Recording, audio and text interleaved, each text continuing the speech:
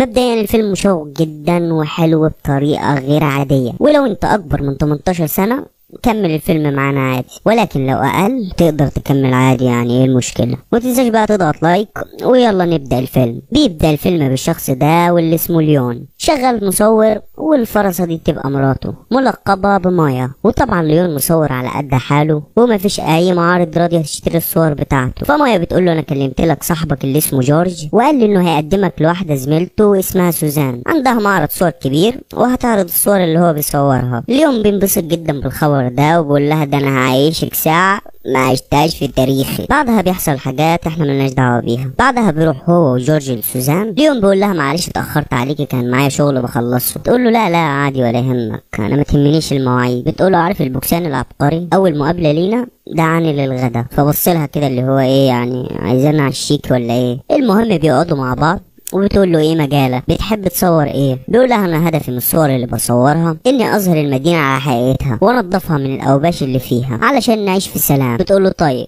انت لو ركزت على الموضوع ده فانت فاشل، وعموما ركز على حلمك ولو وصلت لحاجه تعالى لي تاني. وبتخبط على كتف جورج وبتقول له ما تنساش الميعاد النهارده بعد 12 ها. ليون ما بييأسش وبينزل من بيته كل يوم من بعد الساعة 2 ويصور. بعدها بيلاقي 3 شباب بيتحرشوا بالبنت دي، بيفضل يصور فيهم ولكن الزعيم بتاعهم بياخد باله. بيقول له انت بتعمل ايه يا جدع انت؟ بيقول له قرب وانت تعرف. اول ما بيقرب منه بيشاور له على الكاميرا، فالبلطجي ما بيقدرش يعمل له حاجه. بعدها بيروح للبنت وبيقول لها انت كويسه؟ بتقول له انا كويسه جدا شكرا على شجاعتك دي. بعدها بيحصل حاجات احنا ملناش دعوه بيها. بعدها بتنزل المترو بيكون خلاص هيقفل ولكن في ايد بتتمدلها، فاليوم بيصورها. بتخش المترو وبتقعد وبتحط السماعات في ودانها. بيجي شخص من وراها وقوم لافعها بالمطرقه. تاني يوم ليون بيروح يفطر في المحل اللي مراته شغاله فيه. بيفضل يهزر مع واحد من الطباخين، فبيفضل يتنمر على اكل ليون لان كل اكل ليون زبادي والبان، ما بياكلش اي لحوم خالص. بعدها بيقرا خبر موت البنت اللي انقذها في المترو امبارح، وبنلاقيها ماتت بعد ما ركبت المترو مباشره، يعني بعد ما انقذها بربع ساعه مثلا. فبيعتقد ان الشباب اللي حشهم عنها هم اللي قتلوها، فراح اسم الشرطه علشان يقدم فيهم بلاغ ووريهم الصور. بيقابل ضابط اسمها جونز بيوريها الصور وبيحكي لها اللي حصل. بترد عليه وبتقول له هم بعد ما شافوا الكاميرات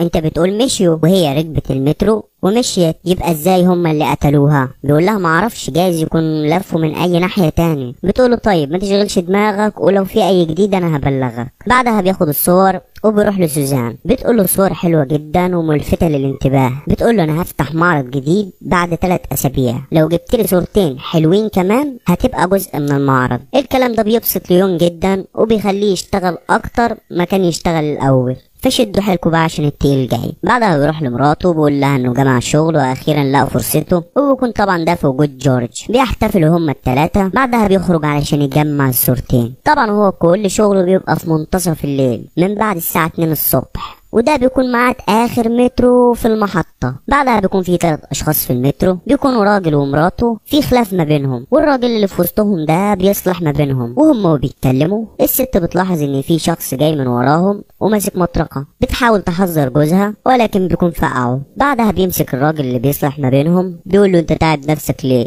انا هصالحهم على بعض. بعدها الست بتحاول تهرب ولكن ما بتلحقش، وزي ما كانت عايزه تنفصل عن جوزها فصل لها راسها عن جسمها. الراجل بيخلص النبطشيه بتاعته وبيكون مروح. فاليوم بيقابله بيلاقي شكله ملفت، فضل يصور فيه. بعدها فضل مراقبه وبيمشي وراه لحد الراجل ده ما حس ان في حد وراه فوقف. ليون حاول يتعامل طبيعي ولكن الراجل ده وقفه. فاليون لاحظ ان في نقطه دم على ايده. بعدها اعتذر له فالراجل ده سابه يمشي. بعدها راح البيت علشان يطلع الصور اللي هو مصورها. بيكتشف ان الراجل ده لابس نفس الخاتم اللي كان لابسه الشخص اللي صد باب المترو للبنت اللي ماتت. بيحس ان الراجل ده بيعمل مصايب كتير، فبيبدأ يتتبعه علشان يعرف ايه قصته. بيفضل يمشي وراه فبيتضح انه جزار وشغال في مسلخة كبيرة. بعد ما بيخلص شغل من المسلخة بيروح يقعد على محطة المترو زي الصنم بالساعات لحد ما بيجي اخر مترو للمحطة. بيركب فيه وليون خلاص هيركب وراه ولكن الشرطي بيوقفه.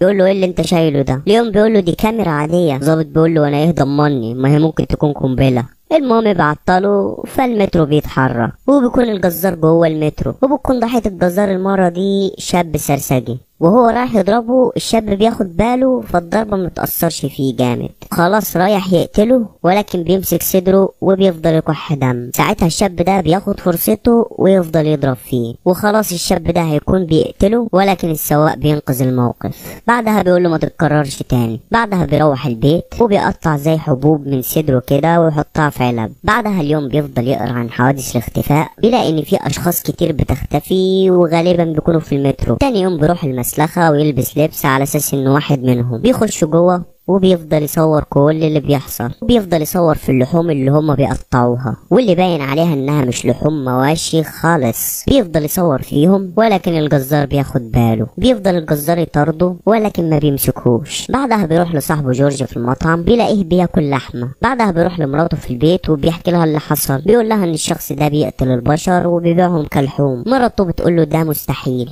وبتفضل تزعق معاه علشان ما يطلعش يصور تاني بالليل، ولكن بيفضل يعيط ويقول لها مش هقدر. بعدها بتزعل وبتخش اوضتها. تاني يوم بيروح لها المطعم وبيقول لها حقك عليا، انا مش هطلع بالليل تاني وهسيب الموضوع ده خالص ومش هدور فيه تاني. ولكن بيلاقي الجزار مراقبه وعرف مكان شغل مراته، فقرر انه يكمل ويعرف ايه اللي بيحصل بالظبط في المترو. فعلا الجزار بيخش المترو وهو بيخش وراه، وفي الوقت المناسب الجزار بيطلع مطرقته وبيضرب في الناس وبكل يوم مستخبي منه. بعدها اليوم بيتمالك نفسه وبيفضل يصور اللي بيحصل، ولكن الجزار بياخد باله. وجعلك الموت يا تارك الصلاة. بيفضل يجري منه لحد ما بيوصل اخر المترو وبيطلب من السواق يفتح له، ولكن الجزار بيوصل له. بعدها بيلاقي نفسه متعلق والجزار سايبه وماشي، ولكن بيظهر وحش وبيفضل يقطع في صدره. بعدها بيلاقي نفسه مرمي في محطة مهجورة، بيطلع فوق بيتضح انه في المسلخة.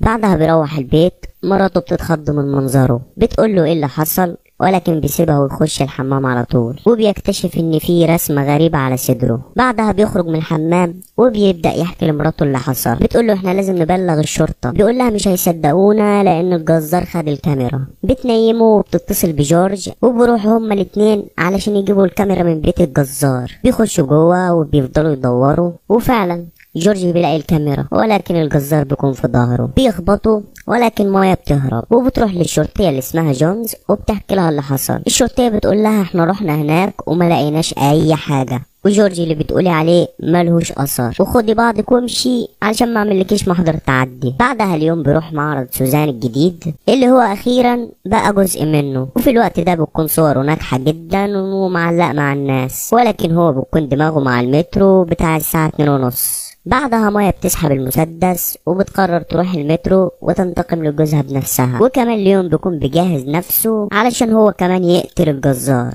بيروح المحطة وبيكون مستني الجزار هناك، ولكن بيلاحظ ان مراته جوه المترو، وفعلا بيتشعبط في المترو ويركب فيه. مراته بتفضل تدور على الجزار وبتلاقي الجثث معلقة في كل مكان، وبتلاقي جورج كمان زميلها متعلق. بتحاول تنزله ولكن ما بتقدرش، بتوجعه اكتر. بعدها الجزار بيجيلها، بتحاول تضربه بالنار ولكن ما بتعرفش، وبيكون خلاص هيقتلها ولكن اليوم بيندهله. بيفضلوا يضربوا في بعض. صحيح الجزار بيكون اقوى ولكن مش هيغلب بطل الفيلم يعني. بينجح ليون انه يرميه بره المترو خالص. المترو بيقف في محطة مرعبة جدا. بعدها بيطلع السواق بكل برود وبيقول لهم بعد اذنكم ابعدوا عن اللحم بتاعي. بيخرجوا من المترو وبتخش كائنات بشعة تاكل في الجثث اللي جوه. بعدها بيجي الجزار وبنتضح انه ما ماتش. بيفضلوا يضربوا في بعض. بعدها اليوم بيضربوا في عضمية في زوره. الجزار بيبصله واخيرا بيتكلم، والكلمة اللي بيقولها بقى ويلكم. يعني انت جدع ساكت طول الفيلم واما تتكلم تقول ويلكم؟